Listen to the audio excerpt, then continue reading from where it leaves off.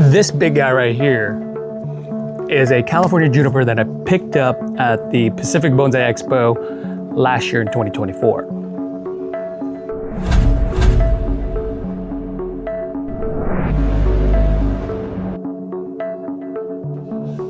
Now, before we even begin working on this tree, let's go down to Joshua Tree National Park to see the kind of environment this tree thrives in, and to find some inspiration for how trees grow naturally down in Southern California. As a child growing up, I learned how to be independent at a very young age. I was number 6 of 9 kids, not the oldest, not the youngest, not even the middle child. My father was always working. He was the sole income of a family of 11 in one household. He was always working, and my mother was too busy taking care of my younger siblings. So I learned how to be self-sufficient at a very young age. I never asked or demanded anything from others. If I wanted something, I taught myself how to do it. And new toys were not part of the experience as a child growing up. I came up with my own games and made my own toys, or a kite made of bamboo, newspaper, and cooked sticky rice as glue. It was ugly, but it worked. And I found joy in being creative. I found it fun to turn nothing into something. I've never been to Joshua Tree. Located in Southern California, the summers exceed temperatures above 100 degrees Fahrenheit or 38 degrees Celsius, and the rainfall averages only about 4.6 inches per year. Contrast that to Seattle, which receives about 39.34 inches per year on average. Most of it falls in the wintertime though.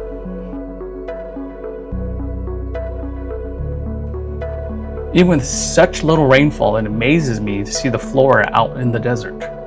Thousands of Joshua trees, Yucca brevifolia, that only grows unique to this area. Valley oaks, Muller's oaks, and Turbinella oaks, with its tiny leaves and amazing ability to grow in such an arid climate. California junipers and pinyon pines round out the larger species of trees in the area.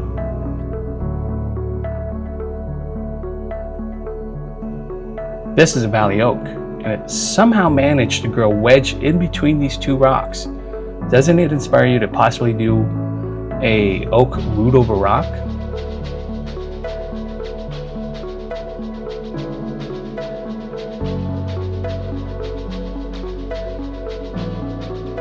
Out here you can really see what happens to deadwood as it bakes out in the sun.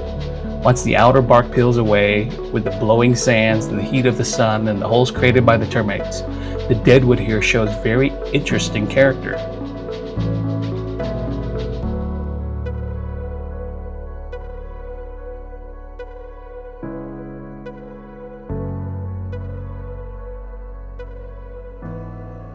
I was always drawn to the back fields behind my house, or the White River down in Auburn, where we used to live in the 1980s. Being out in nature was second nature to me, and I was happiest when I was exploring the outdoors. I knew every fruit tree in the neighborhood and remembered the time of the year that each one ripened. I didn't know at the time, but I was building up the muscle memory of the seasons for trees by the time I was only in 2nd grade.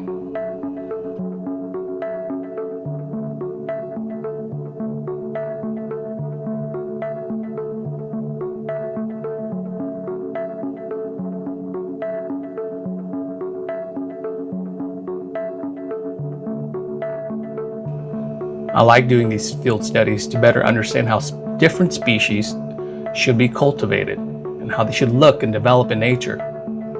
Learning from textbooks is crucial, but experiencing it in person is invaluable to me, and it ingrains the knowledge and the information deep within my brain. Joshua Tree is known for its energy vortexes. Many people come out to this area to find themselves or to be enlightened.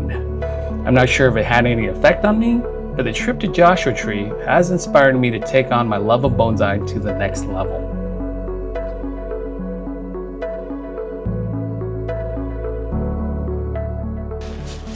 So the tree is a Tom Voung collected California juniper tree, and ever since I went to his garden, I've been wanting a tree from Tom. I have a bit of a collecting habit, and it's not just bonsai. So yeah, anyways, luckily I saw this tree, didn't realize it was from him at the expo, asked about it, and then realized after speaking with the sellers that it came from Tom. So I was like, oh, it's kismet. It was meant to be. And so I bought this tree, drove it home, and I'm looking at it now, and it's a beautiful tree, great taper, and lots of deadwood, which is pretty reminiscent of this type of species. And it's, you know, he's done a very good job of keeping the appropriate branches in the right places and then wiring them down to create, you know, a fuller canopy. Now, it is definitely still needs a lot of work. I want to clean up the bark, probably move the branches down a little bit more and rewire them. And then the biggest thing here is really I want to take a look at the roots. Over the years, you know, soil, okay, and this is another topic here that's crazy that everybody has an opinion about, but I've been kind of steering away from certain types of soil aggregates, and now red lava rock might be on that list. So anyways, and this thing is like 98% lava rock in there, which might be great where he's at, but for what we've got here as far as climate and weather goes and how wet it is in the wintertime, it may cause some issues. And that's a big topic that, you know, we can get into at a different time, but I want to take a look at the roots and possibly put this thing into a different pot. It's just too big, too deep, too heavy. Okay, so the root system on this tree looks actually pretty good. The soil is mainly lava rock. I see pumice and little small particles of akadama. You know, as far as all of the different aggregates for bonsai soil goes, I've had the most problem with full lava here in the Pacific Northwest. Maybe it's because of the rains in the wintertime.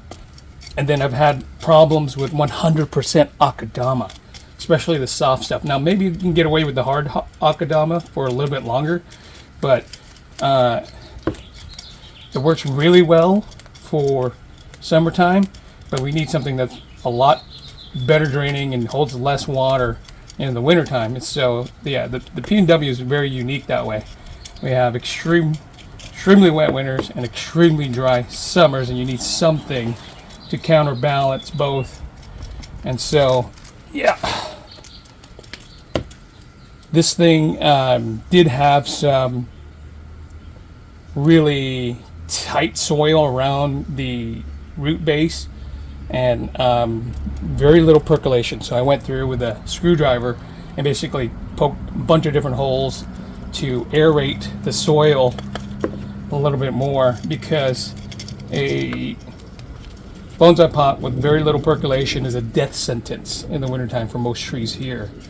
And so for me, you know, it's important to go through and make sure we take care of the roots, give it plenty of good draining soil, oxygen, and especially with junipers, you don't want something that holds too much water here. They kind of like it on the drier side. They do better on the drier side. If you water too much, you're not going to kill the tree right away. Might be the second year, third year, or even fourth year that you're going to start to see problems. So I experienced a big problem with my Rocky Mountain that I got from Rainy Night. Went on vacation, left the sprinklers on twice a day, and this thing was in the direct path of the sprinkler, and so I was getting watered way more than it should have. Wow, look at that. I wonder why that was on the top. And then I had my nephew come over, and then he was watering it once a day, so I was getting watering 3 times a day. I mean, with junipers, you're better off maybe between 2 to 5 days, depending on how wet the weather is. And so you don't need to water your junipers every single day. That's not what the plant wants, and that's not how it thrives. Okay, so I've got most of this very loose, and the soil here is still wet. I mean, I haven't watered it for a couple days. So this soil is good for Southern California, but not good for here.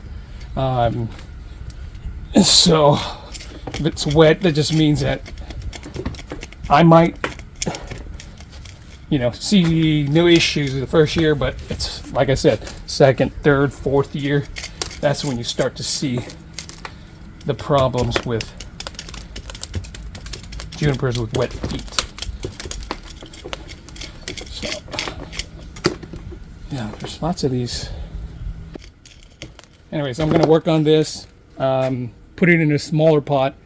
Junipers don't mind smaller pots. They don't need big heavy pots because they you know, most of the power is in the foliage, and big heavy pots can hold more water as well, which is kind of problematic for the winters here.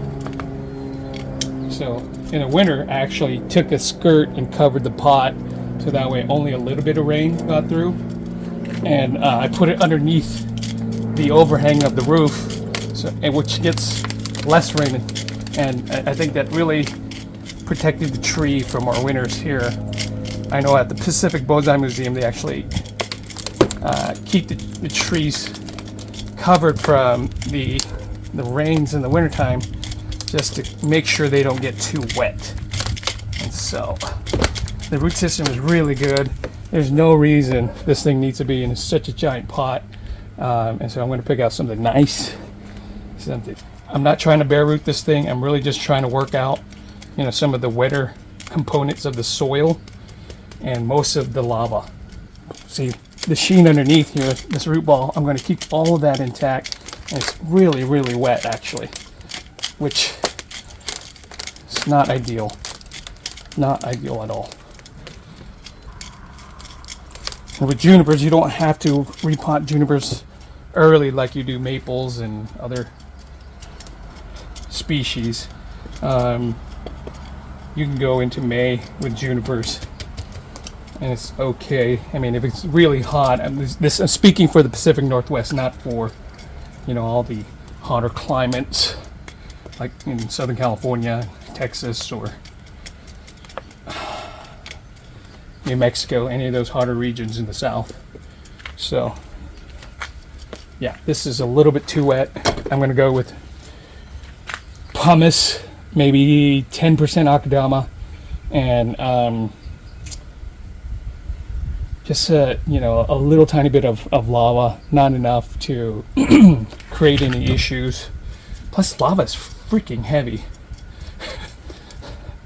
You get a whole big giant pot of that and you're breaking your back lifting the tree, so that's another reason to try to get rid of some of that lava. I do feel when I lift up the tree single-handed, left hand like this, the weight feels about right as far as removing some of that existing soil, and so I think it's ready to go. Okay, sorry about the lighting here. It's kind of inconsistent because of the way the sun is dropping on it, but you know, you may see me leaving more roots on the tree. I kind of like to err on the side of safety versus like trimming off a lot of roots at the detriment of the health of the tree, and so I leave it there on purpose, and so that way the tree recovers a little bit better. I mean, cutting a ton of roots, I mean, it may look good to you, but the plant doesn't like it. Anyhow, so I brought out 3 pots. One with the feet, cloud feet, a rectangle, and then an oval. So we're going to take a look to see which one looks the best. Okay, there's that one. Man, that's not bad. I kind of like it. Sometimes the first choice is the best choice. And that oval, I mean, it kind of speaks to some sexiness about the tree. Here's a Kaizen pot. This one's more of a rectangle. That looks pretty good as well. But I think the cloud feet one is going to be maybe too small.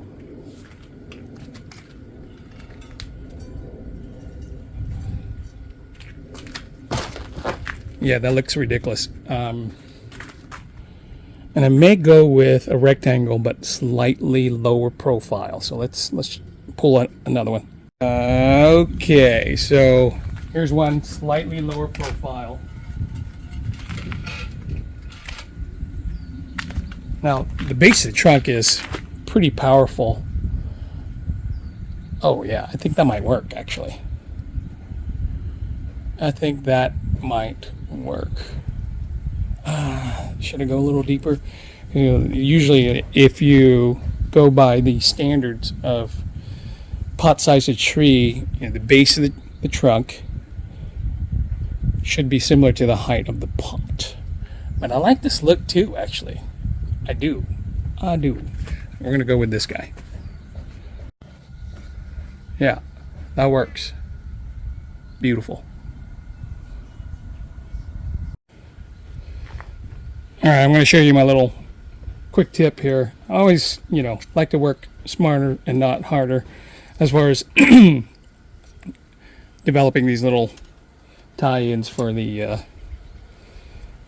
mesh. Take the wire, wrap it around your handles of your concave cutter, and go from out to in, okay? Not into out, and then literally takes few seconds to do. Out, in, and then you can adjust it once it's set. Place it into this mesh hole, and then bend these down like that, and it's ready to be placed into the pot. And you can cut these, you know, evenly. I'm doing it pretty quick, so I'll cut it later. And the reason why, you know, I say work harder, smarter, not harder, is more of the fact that I don't have a lot of time. I'm always squeezing in bonsai work between the kids, you know, work, cooking, activities, editing, all that stuff kind of means that it gets spread pretty thin. Now, unfortunately, this thing has like a billion holes, but it's good for the plant, especially junipers, because they don't love waterlogged feet, and this will provide lots of drainage, which at the end of the day is what you want for your juniper. Yeah, I mean, what are we talking about here? Is 3, 6, 8 different holes I have to cover. Pain in the ass for me, but great for the tree.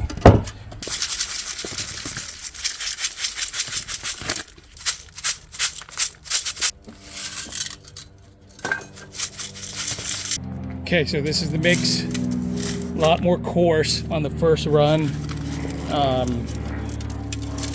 That's because the bottom layer, I want it to be really well draining. So I'm using larger particles. Spread these guys out.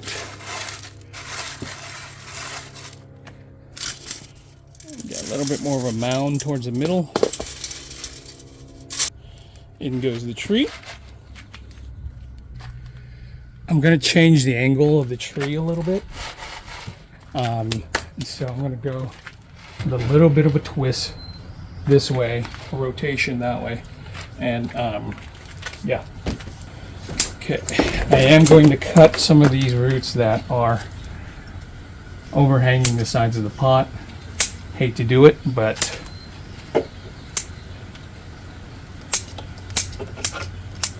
it's not a lot, so it won't be too bad for the tree. Yeah, I'm actually quite cautious after killing so many trees, you know, and learning from that, right? You learn with every tree that you kill on, or you get a little bit more careful and cautious about doing certain types of work. They do say you learn more by failing than by succeeding. I'm sure everybody has killed trees. So I want to redirect some of these roots here so that they don't cross and roll over other roots in the pot. I don't go as far as like pinning them down, but I've seen that done, and I'm not saying don't do it. I don't do it unless it's necessary. I don't think I see as being a necessary thing for this particular tree. Great. I think. Oh, yes. I dig it, I dig it, I dig it. Okay, so I'm pretty happy with the results of this repot. The tree obviously needs a little bit of cleanup around the bark area, but for now this is what I have time for, and so we'll come back and do that in a little bit. I'm just going to apply a little top dressing of freshly grated sphagnum moss, as well as some fresh green moss, you know, the little fluffy kind. They'll eventually grow into each other. You want to press it in with your hands. No need to get that little flat tool that people use. I mean, seriously, your hands are the best tool. It's just a money grab, I think, to use that little flat tool. Looks like a bacon press. So unnecessary. Press it in, and then I'm just going to use the misting and just nozzle on my hose to keep this thing, the moss wet. As soon as that gets a little bit wet, I can switch over to softer rain function here and just kind of water in the tree. Wash out some of the dust that, you know, may not have washed out or sifted out. And I'm not spraying directly on the tree. I'm creating kind of this rain pattern on it. And I'm watching for how cloudy the water looks as it drains through. And once it drains clear, I know I'm good to go. Beautiful. I love it. Being that this thing has 10 million drainage holes, I'm not really worried that it's going to get waterlogged.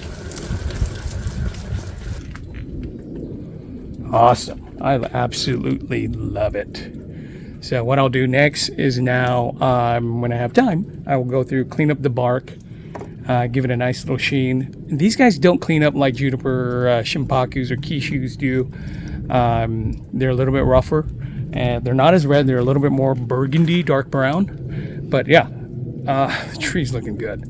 And, you know, I just need to refine the branches a little bit as far as the styling goes. But I'm going to feed it nice and heavy in about 2 weeks, because I want any of the damage to the roots to heal and callus over before I burn it with any kind of fertilizer.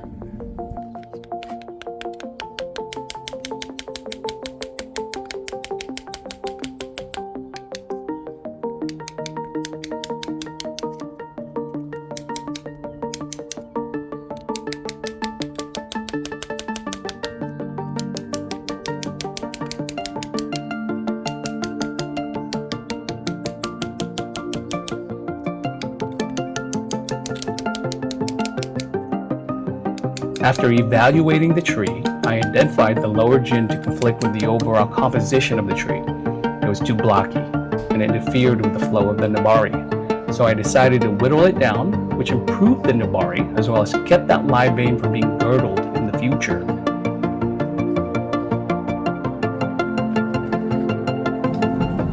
Okay, yeah, I'm starting to work this tree a little bit so that I can get the pads back into place. There's a few branches here that I'm not too keen about, and let me show you. Okay, I'm gonna get this guy in its spot first. So one is this weird branch comes out right here, and then it splits like that, and it just looks like you're looking at somebody from behind, butt naked, and the legs are spread out. It bothers me. It bothers me. Yeah, I can't unsee it now. It just looks like somebody's butt cheeks from behind. So, man, I think I either have to gin this branch or cut it off completely to get rid of that that look. It's seriously, it is killing me right now.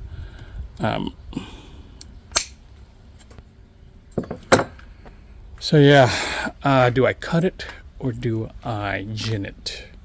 I think I'm probably going to gin it first, because I do like kind of gins that interplay with the live branches. But you can see now, you know, the form of this is starting to take shape, and I'm really trying to bring down the pads, so that way, you know, because of this very elegant taper to the tree, I'm trying to bring the pads down so that it's a little bit more compact, a little bit more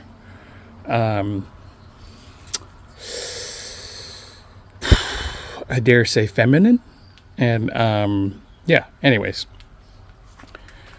that's what I'm trying to do right now, is trying to, you know, it's just kind of a sexy tree, you know, after kind of putting it into the new pot and then restyling it a little bit.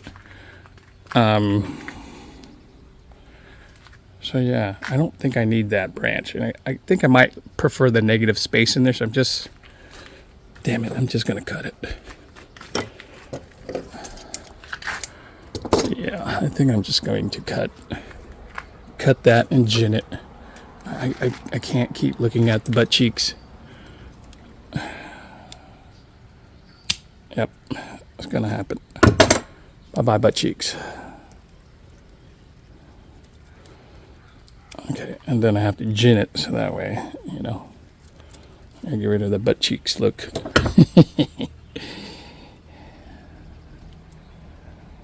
Let's go ahead and cut that off altogether. Okay, all right, yeah, that did it. And then I just need to bring this down and tighter. Okay, we're almost there. I'm basically trying to compact the silhouette of the tree. We're almost there. Oh yeah. All right. Yes. You see that? It's getting there. And you know, I was dealing with this, instead of getting the bark completely peeled off, it was lime sulfured over the bark, so now I have to kind of redo that. And I would like to wire these, so that I'm going to heat it, I'm going to wire it and then put a little bit more movement, so that way it's not too antennas. So yeah, looking really, really good. Okay, here we go. Yeah, took some liberties, got rid of some branches that I really hated, and then ginned a couple others, so that way, you know, the tree stayed within its profile. Speaking of staying in profile, this little guy right here is not. And usually if you use your phone to kind of look at it, you can see how the silhouette a little bit better than, you know, using your naked eye, right? So yeah, there it is. I really, really like the way this is starting to form and look, and it's a lot tighter, right? And it's more form-fitting to the trunk line than before. And what I've done is I've guyed a lot of these larger branches down, so that way it stays a lot more compact. So yeah, there you go. I mean, there's still a lot of work to get this thing to be done, but overall I am quite happy. Pot feels a lot more refreshing, and now the canopy, or you know, the pads and the branch structure looks a little bit more neat, a little bit more what's the word, elegant. Yeah, anyways, we'll follow up.